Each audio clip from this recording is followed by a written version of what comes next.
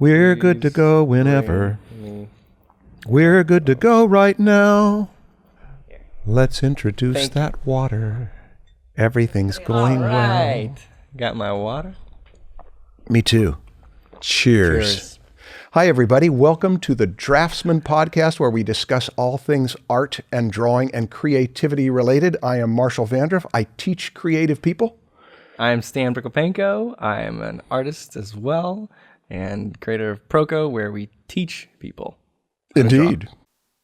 It's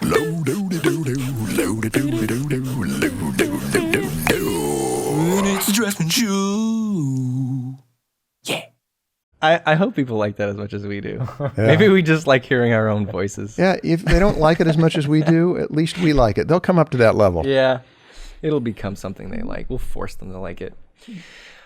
Marshall, what have you been up to? I've been teaching a lot. We're coming toward the end of the semester. I've been watching movies with students. Mm-hmm. I've been doing my best to hold them accountable to high standards. Good. Sometimes it works. Sometimes it makes me long to teach just for Proko so that I don't have to hold people up to high standards. I've been telling all your students to be bad students so that you would just... I can kind of tell which ones of my students are the good students. I'm sure you can. It's the ones that watch online stuff. The ones that watch my videos? Proko, yes, that they get no credit for. Thank you, Marshall. Yeah. Yeah, you know how to... The ones that don't know anything about what's going on. I only give not what I intended to say. I only give compliments that are true. Thank you. You want me to elaborate or no? I think we're good with that. Well, this isn't what I've been up to, but guess where I'm going this weekend? Where are you going this weekend, Stan? I'm going to New York. The Big Apple, or whatever they call it. They call it New York. Yeah. What are you going to do there? For the Shorty Awards. What are the Shorty Awards? Do you really not know? No, I don't know what the Shorty Awards. This is real. Okay. Yeah. The Shorty Awards are awards for social media. I'm nominated in the education category. Is that right? For social media. Who you up Joe against? Biden is also nominated, but not for social media, or not for education. Okay. Yeah. I don't know what his category is. Okay. Do you know, Sean? No. Presidential nominee? No, it's not. It's something else. So, Marshall, we're talking about focus and discipline this week. How shall we talk about focus and discipline? Okay, so this topic came up when somebody on Instagram messaged me, and they were asking for feedback, and I kind of just started questioning him a little more, trying to figure out his story, and basically after questioning him for a little bit, is I found out that he is delusional in how much time he thinks he has. So I asked him, like, how much TV do you watch? And how many video games do you watch? Because I felt like this guy was very distracted. And he was like, pretty much, like, from when I wake up to when I go to sleep. And I was like, okay, well, this is obviously a problem. How do you not see this? And then he started trying to justify it by saying, but TV gives me... it inspires me, and these video games inspire me. And I was like, no, man, if they inspired you, it would inspire you to stop watching TV and go do something with that inspiration. If it inspires you to just watch more TV, that's not inspiring. That's just addiction, right? Yes. So I told him, like, you got to get disciplined. Watching TV is not helping you become a better artist as much as you think it is. You need to start making difficult decisions. Watching TV is an easy decision, right? Mm-hmm. So it's a choice that you're like, what am I going to do in the next 2 hours that I have after dinner, right? TV's easy, no risk, very risk-free. That's right. You are almost guaranteed to be entertained. Yep. You're not going to fail at anything unless you suck at watching TV. But drawing is very challenging, very taxing on your brain. It takes a lot of energy. And you risk failing, especially if you're new. You risk drawing something bad, which makes you feel bad. And then you have to deal with those emotions of a bad drawing. And that sucks, right? That to make that decision to have a bad feeling after a few hours, and you're like, I'm not going to do something good, but I need to practice anyway. That takes discipline. Yes. Right? You have to know that this is just something I have to do to get better at this thing that I love. And that's where this came from. And I wanted to just talk to people about how important it is to be a disciplined artist if you really want to become a professional. You're touching on something that a psychologist who had a very popular book in the late 80s or early 90s, M. Scott Peck, it was called The Road Less Traveled. Mm-hmm. Everybody was reading it. And in there, one of the things he claimed is that the basic sin of humanity is laziness. And what he means is that it is exactly what you said. There's no risk in doing certain things. Or doing nothing almost, right? Yeah, no although the irony is that in the long term, you gambled away everything. Yeah. But if you're going to take a chance and do something that could fail, there is risk. But the positive side of it is that the greatest feelings in life come from that. In fact, I think there's an analogy to what the thing about gambling. There are some people who get addicted to gambling that don't need the money. Mm-hmm. And I've been told that the specific thing you can put your finger on that is the gambler's addiction is the rush of endorphins that happen the moment before they find out whether they're going to win or lose. So that feeling of will I make it or not, when it's applied to gambling, can end up ruining your life. But that feeling, when it's applied to whether I can pull off this evening's work of drawing or painting or coming up with something creative, will still give you all those disappointments. The risk is real, but then when you have the good ones, you get the endorphins and you get the progress as well. So it's taking that same phenomenon of, can I pull it off? Can I not pull it off? Let's see. But it's the opposite of laziness. It's putting oneself on the line for real risk. Yeah. Is that similar to what you're talking about? Oh, absolutely. Yeah. No risk. No. What about how do video games fit into this? I mean, video games is something that a lot of kids nowadays, sometimes they don't watch any TV. They just play video games. Yeah, which means that they are putting themselves at risk. I can lose this game. Your self-worth is likely not wrapped up in video games. Sometimes it is. But yeah, that's a different story. And this is about focus and discipline? Is that right? Well, another side that I wanted to talk about was the focus side of it is creating an environment for yourself where you can truly focus. Because I think a focused mind is exponentially more productive than a slightly distracted mind. And creating an environment where you're not distracted is so crucial to learning and to doing good work. Yeah. Look, before we get to environment, I want to say something about the person who watches TV a lot and says it inspires them, and they put a half an hour of practice. Half an hour of practice a day, if you put it in regularly, can really accumulate into something. I mean, if that's all you can put in. But here's something that I see about this, is that when you look to the mainstream culture for what is normal, you are almost guaranteed to be caught up in the mainstream. And the last thing that the mainstream cares about is that you will become a master at anything. What they do care about is, are you in touch with all of the stuff we're doing? And it means that in order to succeed at such an odd craft as drawing, painting, storytelling, or anything else, you either have to pull yourself out of the mainstream to do your own thing, or better yet, get into an alternate stream where it's not dominated by saying, did you see this? Did you do that? Are you in touch with this part of culture? The alternate streams, in my experience, have been people who know who Howard Pyle and C. Wyeth are, who know who Heinrich Klei are, who know who Mucha and Leyendecker are, who know about Da Vinci and Michelangelo and how each of their styles were. It's very nerdy, but it's nerdy in a way that contributes to their skill if they're going to be picture makers. Yeah, I agree. But I think that you can have two sides to your life. One that's a very focused, maybe half your day or your weekdays where you're really focused on that kind of stuff. And then you can have your weekends where you digest all of this pop culture media stuff Go watch a movie. Go watch Avengers. Go watch the new Game of Thrones episode. All the popular stuff. Like that's fine. That's how I do it. I break up my week where my weekdays are work related, and then at night it's family. We don't watch, like, we don't go for movies. And then the weekend we watch all that other stuff. And yeah, you're one of the most culturally in touch, successful artists that I know. No. Who are you thinking of? I mean, Sean is more culturally in touch than me. Yeah, Sean is culturally in touch.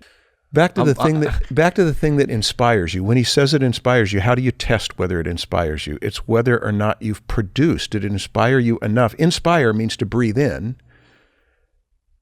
right? And then you got to breathe out, which means you're putting out your own product. I take in this stuff that inspires me. Now I'm going to put out some stuff. Wow, Marshall. Yeah, isn't that something? That's inspiring. Yeah. You got to perspire. Perspire. You're making me perspire, Marshall. This is getting hot. Yeah. Focus and discipline. Yeah, let's focus. Well, thank you for saying that. I don't think I'm very culturally in tune, actually. But well, I've seen it as a major thing that keeps people from achieving is that they look to say, what's normal? What does the culture say is normal? And if you do what the culture says is normal, how will you ever be countercultural enough to succeed in something so odd as professional art? Entertainment arts, you do have to be in touch with the thing you're doing. I mean, there's if you're designing video games, you're going to be immersed in video games. Right. If you're an animator, you're going to be immersed in animation. It's true. But the there's test a is healthy whether you balance produce. to that. I know. Just if you make movies, that doesn't mean you have to watch every movie that comes out. That's impossible. You can be picky. Mm-hmm. Like, I haven't been to most of the museums in the world. Mm-hmm. I've been to a handful. Mm-hmm. And I consider myself a professional painter. Yeah. You could, you know what I mean? Like, you don't have to digest everything. Don't use that as an excuse. You could limit to how much you need. You don't need to see everything in order to create. Spend most of your time creating new things, and then a small percentage of your time keeping up to date about the best of today in your field. And you'll have time to create still. Nicholson quotes Da Vinci at the beginning of that book, Natural Way to Draw, that the supreme misfortune is when theory outstrips performance. And this is a little different. This is repeat that. The supreme misfortune is when theory, that is my knowledge, outstrips performance, that is my skill. Okay. This is a take on that. The misfortune here is where consumption outstrips performance. So what's the point of knowing all that stuff if you're just not using it? Yeah. Is that the premise of that? Okay. Well, my favorite analogy is nutrition and exercise. Because when one filmmaker said, in fact, it might have even been John Singleton, who said that watching movies was like taking vitamins. It's like his nutrition. But it's not like you just take in nutrition. You go out and you exercise it out by making your own movies. Okay, you mentioned creating an environment. You had something to say about that? I guess everyone has their own environment, but my big thing is to remove distractions. So if you have a bunch of tabs open in your browser that have notifications popping up, or if your phone is on and you have a lot of pop-ups coming up and all of those distract you, or if you can hear your friends in the other room playing video games, that's every single one of those things is going to tempt you to step away from what you're doing. Whether it is to check Instagram or a pop-up for a YouTube video or to go to the next room and join the video game, you got to get rid of those temptations and just create a quiet place that's probably clean, that your tools are all there. You walk in, you get to work. And I'm striving for that. I don't have that now, but this place. It's the goal. You mean the goal of this place, to make it so that it's a place of concentration? This, they can't see it, really. This new studio. We just purchased a large studio space, and the point of it will be for me to create and to remove distraction from my workday. This is where Marshall comes in and rescues us with this awesome technology. This is a smartphone. Oh, are you filming this? Yeah, Because I it's- just want everybody to see what Marshall, he's referring to. this is the pot this does not show the space. It looks like we're in a closet. Come on. We built a set inside of it and we've closed off. This is like a third or a quarter of the space. Gosh. We'll show a video. of, Okay, like, I thought I was doing a good thing. No. No? We can show it. Okay. I thought you were just getting distracted, Marshall. Yeah, I have a phone. This is where I give into the temptation. And so that's a goal, is to make it so that this is a place. Yeah, so we just bought this. It is mine 3 weeks ago. Mm-hmm. We're gonna renovate, and it'll be my painting studio. It'll be where I film all my lessons. It'll be my workspace. Yeah, that was the goal. Yeah. So Well, it seems like there's so much research that has come out in the last 10 years. It's in the newspapers regularly. It's talked about a lot, how we are living in a crazy time that we have no idea what kind of effect this kind of distraction and being connected always with messaging and email is doing to our minds. Actually, we do have some idea, apparently, and it's mostly negative. Is that our minds are faster than ever in some ways, but they're also distracted. So it seems like the balance is to go back to old things. Yoga classes and mindfulness classes and meditation classes are becoming all the rage because they are meditation. they are doing the opposite of what's, in a mindfulness class, a meditation class at that yoga studio that I showed you that we walked through years ago. They had a mindful eating evening in which that sounds amazing. our guide had us spend 20 minutes to eat a grape, a raisin, What? a cracker, a peanut or some nut, and a mint. One of those things or all of those in 20 minutes? It was in 20 minutes to do those. All of those. I think it was all of those things. Okay. So that was about 4 minutes or 5 minutes, some of them longer than others. But the idea was to completely focus on what you're doing. Nibble? Yeah, and also think about it. Look at it, examine it, notice the texture. So you don't have to have all of those in your mouth for 20 minutes. No. You can chew and think. You have to just keep it in your mouth. Smush it around. I remember when we were done with it, I felt like this is the way you should eat all the time. Yeah. Is to pay total concentration, total attention to what you're eating. It makes you eat slower. It makes you appreciate it. That was one of the most valuable things about it, is that That's kind of how I feel when I go wine tasting, or just to like a wine bar where you can order various cheeses and and you get your grapes and your fruits and stuff. And if you have like a flight of wines, you can combine every wine with every type of little food that's on your platter. Yeah. And the combinations sometimes make this like really amazing effect. It's like a flavor you've never had before, and it's something you don't expect by combining these two things together. Yeah.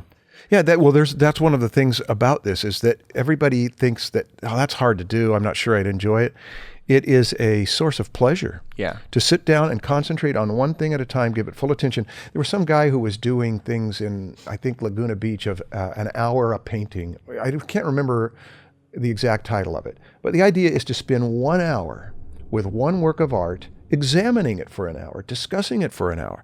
That's a great thing to do. Yeah. I've done that for 10, 20 minutes at a time. A lot of students will tune out. But if you do it alone because you're interested, or you do it with a person or two or three who really is interested, I think it was Nicolaides, whoever it was, eat a painting a day, eat a picture a day, and produce a picture a day. Mm-hmm. In composition classes, I've learned that's the best thing to do. Take one picture a day and study it to where you know the structure of it, the value structure of it. Can they somehow apply this to creating art? Clarify. I'm not sure I understand. Using mindfulness in creation rather than just studying someone else's painting. Yeah. I don't see much way to do it any differently and do it well. Even listening to music. I've always listened to music when I drew. Yeah, but you're not being mindful of the music. That's kind of background, isn't it? I am making it a point now, for my few minutes a day that I sit down to exercise, draw, to have no music on. Part of this was in response to what Robert Crumb talked about, because Robert Crumb is a great music fan. And I don't know if you know his work. He was one of the underground artists of the 60s and 70s. But he did the entire book of Genesis as an illustration job. They spent many years on, and they're very crumb, but they're also an amazing piece of work. And he said, in an interview after he did that, he said he never listens to music while he draws. I couldn't imagine that you're putting thousands of hours into this and you didn't listen to music, but he said that he is in a zone of such concentration that he doesn't want that. Yeah. So I know that it's different with everybody, but I will say this. Richard Williams, in his animation survival kit, Animated, which I've watched over and over with students, the first lesson that he talks about is to unplug. Turn off music, turn off all distractions if you're going to be an animator who's going to animate at your top game. And he makes a pitch for it. I show this to students. We have a discussion after it.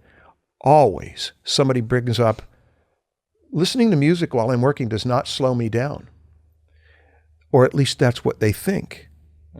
How can you know until you've actually unplugged? Interesting. How can you know until you've tried it?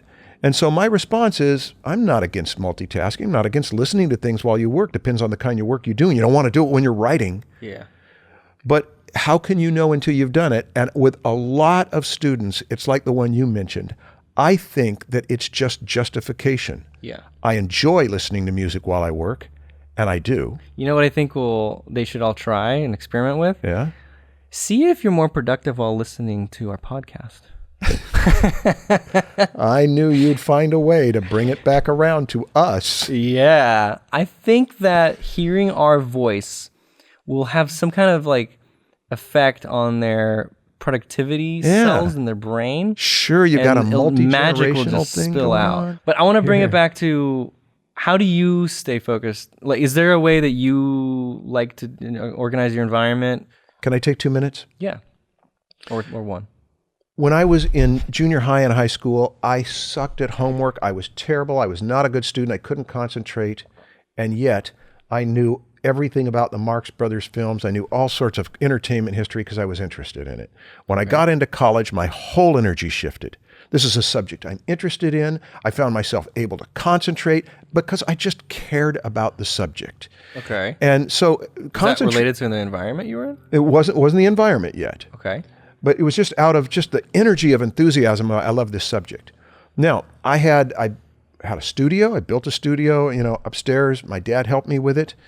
And when I was well into my career, in my 30s, I rented an extra apartment. My dad spent a couple weeks with me designing this apartment to enhance my creativity. And I had 2 years in there. And they were 2 of the most productive years of my life. Why? What because was about, the what about entire apartment was only for my creativity. I had whiteboards on the walls. I figured out the desk of this is for this, the desk of this is for this. I'll put this kind of energy over here. It was all around. This environment is designed to bring out your best creativity. That gets me so excited about this studio. Yeah. Well, when it changed, and I moved into another studio and then I started to neglect it, my productivity started going down. I found out the only way I could be productive was with a sketchbook because I can carry my sketchbook anywhere. All my creativity went into that sketchbook. Okay, now I'm feeling like people at home might feel like, oh, but I don't have a large space. Yeah. But you can create a productive environment in a small room. I had a small bedroom in my parents' house and I was extremely productive in that. Mm-hmm. You started Proko in there. I started Proko. I built that in a closet. I remember it. We could talk about that later, but you could be productive as long as you remove distractions. I feel like you could. It's not about the size of the space; it's about what you do with it. That. Sean, get out of that gutter. I'm having a feeling of deja vu. What do you mean? We had this conversation before. About my large about space. Because I feel like I already said at one point, Da Vinci made a big Da Vinci was big on making a small space because it encapsulates. It's like the gunpowder in a firecracker. It empowers it rather than having it just dissipated. Okay. There are 3 new voicemails. 3. Let's hear. One of them definitely has dicks involved. What the hell? It's a fake. It's a real one, but I'm pretty sure it's a prank call. Wait, we have a prank call? Yeah. You can read the text. Okay, let's start with this prank call. Okay. Are you ready to hear it? I don't know whether I am or not, but go ahead. Okay. Based on the text, I'm assuming this is... Oh, you haven't heard it? I haven't heard it. No. Oh, God. Okay. Hello, this Feather. I want to ask Draftsmen how you draw thick. Oh, God. I need to know for my art students how you draw thick, veiny. Thank you. It's such a Baron Cohen. I know who this is. All right. Is this a relative of yours? This is my cousin. What a jerk. Everybody, go to Tommy Rush's Instagram and just spam the hell out of him. Cousin Tom, Yes. you brought it on Tom yourself. Rush. Okay, let's hear a real one. All right. This one is from someone who I think you've Instagrammed with. The 11-year-old kid? I don't know. I did not know Instagram. He's emailed us before. So Okay. You can hear that. I don't know the age of the people I'm talking to. It's just like a... I've noticed that whenever he messages, he says, I'm 11. So, Okay. I don't remember that, but go ahead. Hi, so I'm Robert and I'm 11 and I am a big fan of your videos. I've watched almost all of them. I especially loved your caricature course with Court Jones. And I just wonder, so I'm starting a website and Instagram, and I just wonder how to get myself out there and really advertise myself to others. But I'm a big fan. I'm only 10. I'm not that good. 10. Actually, I'm 11. Oh, okay. I will probably make quite a few mistakes on this message. Didn't script it. You're doing But great. I'm running a Instagram website named robertmortonart.com. Sorry. Actually, I'm following you on Instagram, but I saw your story saying to call the number and leave a message, and I thought that it would be something I could do and just ask you some tips on getting myself out there. So thank you. I can't wait to watch the podcast. Bye. Yeah. Well, Robert, you did great. Don't worry about stumbling. The fact that you had the courage to call is great. I loved hearing Robert's I wouldn't voice. have called at 11. At 11, I don't think that you should be focused on getting yourself out there necessarily. I think your focus should be on figuring out what you want to do and just have fun with it. Explore options. As far as you could be on Instagram, well, actually, technically, no, that's illegal. Oh, really? But I didn't know that. yeah, so wait a few years. I think, what is it, 13? 13. 13. So technically, you're not allowed to. So my advice to you is wait till you're 13. Don't admit But it publicly. really, I just think, man, at your age, like, focus on your skills, focus on improving yourself, and then it'll be much easier to market yourself when it's very good. It's hard to be really good at 11. I mean, you might be a genius, I don't know, but it's just really hard. I'm making assumptions. What was your answer? Well, yeah, I've known of a few child prodigies in art, Yeah. and watched them get better. Mm-hmm. So, although sometimes people, when they're really good when they're young, don't necessarily get better. That's one of the things I want to address to Robert. I have the same answer, which is similar to someone who wrote a letter to Arthur Rackham asking about how he could have a career, and Arthur Rackham let him know that that was the wrong question to start with. The first thing to do is to get your skills. However, since I had the same answer as you, I knew you'd have the same answer. I want to give an alternative. If you're 11 and you do pretty good work, part of what you can capitalize on is your 11-year-oldness. It tells the world, is this pretty good for 11? But that can't last forever. Yeah. And you also run the risk that if you really are that good and you become known for being the 11-year-old wonder, then where have you got to go but down unless you are able to every year or 5 top it If you get branded as the 11-year-old wonder, you are setting yourself up to be branded to where the 11-year-old wonder who by the time he was 20, look at how his stuff didn't grow. So I don't think it's the wisest strategy. I wouldn't. Yeah. I wouldn't say you're 11 every time you send someone a message. Unless that opens a door, because people will give you license, and they'll also be charmed by the fact that you are an audacious 11-year-old who is willing to proclaim that. And there is something that invites a kind of mentoring energy out of older people.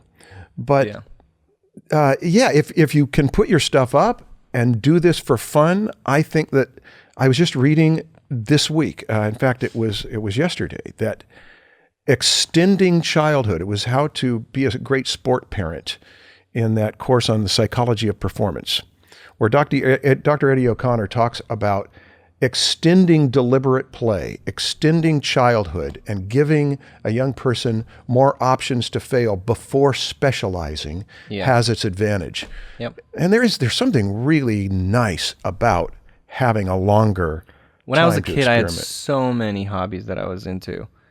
And I was really focused on all of them. Mm-hmm. I went through phases where I was like really into programming, really into drawing and painting, starting just random businesses, filmmaking, like making with my cousin, we would make like videos and pretend we were famous people or something, so filmmaking. We had a lot of these things and we would spend a lot of time doing them. And I think all of those things, came together and helped me become who I am. But it's those experiences in your childhood that are so important to you when you're older, and you can't do those things when you're older, not as much. You don't have time to experiment and just do these random things. Like, I wish I could do all these random things, but now it just causes stress when you have too many things to do. As a kid, it's fun. Yeah. So enjoy this time and have fun by experimenting with random things that you're interested in. Yeah, and all of that with the caveat that some people succeed young. Ron Howard comes to mind, the filmmaker, that he was little Opie in a TV show in the early 60s, Andy Griffith Show, and he's had a long career and seems like he's done very well at thriving at every stage. But for every story about Ron Howard, there are all sorts of other stories about young people that when in the final chapter in Psychology of Performance on aging athletes, he points out that people who succeed when they are young get used to that. And then when things change, they feel as if their career has abandoned them. They resent it.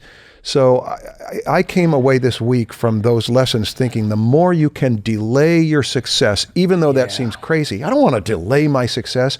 The more you can delay it, the better. One other note, a friend of mine a student of mine who works at a major animation studio told me this week, because he's been talking with me about his personal property, his intellectual property, said, "How is it going with that?" He said he's wondering about whether he wants to carry through with this because he's watched so many people get their shows sold.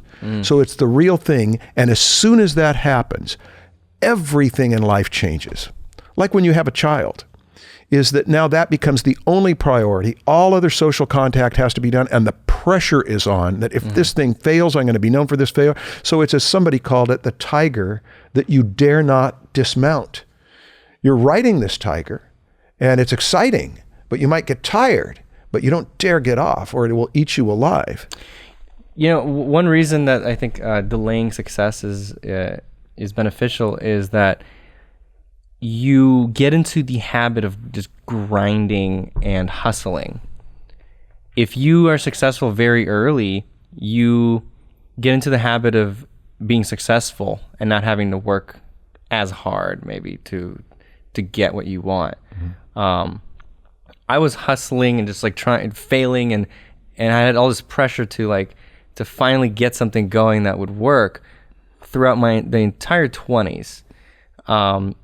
And I feel like if the first thing I did would have succeeded, I wouldn't have been in this routine of hard work. And I think that when I was at Watts, this was true, where the people that got good really quickly got lazy at learning. That is a phenomenon. And the people that really had to work hard to get their skills up got into the habit of working hard. Having a disadvantage, having some handicap on you from the early stages means that you have to work harder just to get normal. Yeah. And then you're in the habit of working harder. And then you just continue working hard for Right. the rest of your career. Right. Now, all of this is a sermon to you to enjoy your childhood. But if you are enjoying posting stuff and getting a following, Sure. great. It's a great hobby. Social media could just be another one of your hobbies. And it could open the door to where it becomes your career. And then you've bypassed a lot of the frustration that many people have, whereas I've got my training, now what do I do to market myself? You get both of these things going at the same time, and you may be winding up with the balance between gaining your skills and marketing yourself all through your adolescence. So it'd be great if your success happens in your 20s and you are in shape for knowing a number of balances. But one of the balances is between getting your skills up and keeping yourself evolving as an artist and having a public that knows and cares enough to support you. yeah. And if you fail, don't worry. You're only 11. Like, don't let it bring you down. You still, But anyway, Marshall, what's your thing? Let me tell you what my thing is. I'm excited. You're going right into this one. It's the anti-digital thing. Anti-digital thing? It is the steel pins, not of yesteryear.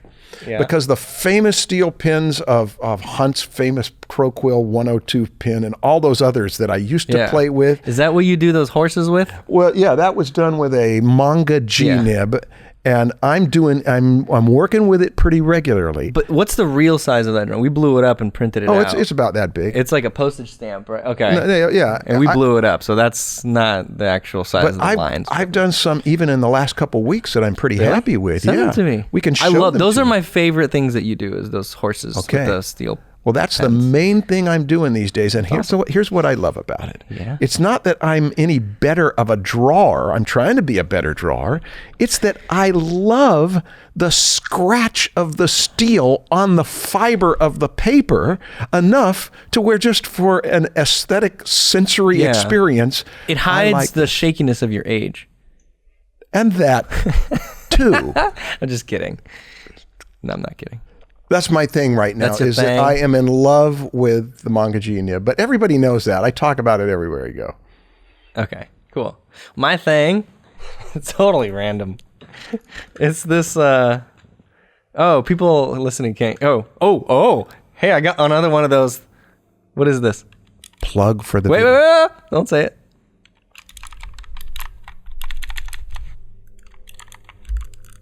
Can you guess what it is? I think a person might be able to guess that one. Okay, so it is a keyboard for one hand. It has like, let's see, it's got 20 keys on it, and each key is programmable. And it's almost like a mouse. You hold it like a mouse, but it's a keyboard. And they're like little shortcuts. And I actually have found a lot of use in it this week. I've been going through rating a lot of my drawings to my old drawings because I'm going to make a student book. A book of my student work. And I programmed each of the keys to be like a control and a number so that I can just apply a rating really quickly. And it's got a little joystick where the thumb is, and so I could go to the next one. And then this button here goes full screen or exit out of full screen so that then I could maybe apply like a tag to it or something. But anyway, this is great. Jazza introduced me to this, Drawing with Jazza on YouTube, and he actually edits with this. He edits his videos with this thing. He programmed all the buttons as like shortcut keys, and actually even some like macros where it does multiple actions all at once. And so he said it sped up his editing by a lot. But it's got a learning curve to it. Probably, yeah. You have to, in order to get muscle memory into where the keys are, and like, of course. How are you with that? I tried editing with it, and it was, I didn't get past that learning hump. Yeah. Where it slowed me down initially, and I couldn't get past it just because of deadlines and stuff. And I was like, I just gotta finish this video. But for this one specific thing, it was actually it helped my speed immediately because I only used 5 of the keys. But anyway, that's my thing. It's called the Razer Orb Weaver. Yeah. How much does it cost? I don't remember, honestly. I got this like Several years ago. it was like a year and a half ago. I think a year and a half or 2 years ago. And I started editing with it, and then I put it away, and then I just got it back out of the closet. But give us an estimate of what it costs. I don't know, $50 to $100. 50 to 100 Like bucks. 30 to 40. 30 to 40? Okay. Yeah. I'm not sure. They have different versions too, so they're all Yeah. different prices. The Manga G nib is only $2 per nib. $2. Yeah. My things are more expensive. Sorry, Yeah. Marshall. I'm trying to make this realistic. Yeah, my next thing is going to be a Tesla. We're like, yeah. I might up mine to a DVD or something. A DVD. So leave a comment if you're watching this on YouTube and let us know what has helped you to be focused. I think that's a good one. Give everybody else some tips on just getting focused, and let's help each other out. Yeah, how your environment has not worked or is working now Yeah. in having changed it. Pros and cons. What should we avoid and what should we include in our environment? And maybe if you guys have some tips on setting up a small environment, like if you have a really small room, what could you do to utilize the space better? Yeah. That sort of thing. Good thinking. Yeah. And thank you guys for listening and watching. Please give us a high rating on iTunes. Subscribe. Proko.com/draftsmen. Like, comment, subscribe. Yes, indeed. Thank you guys all for your support. Thank you. See you next time.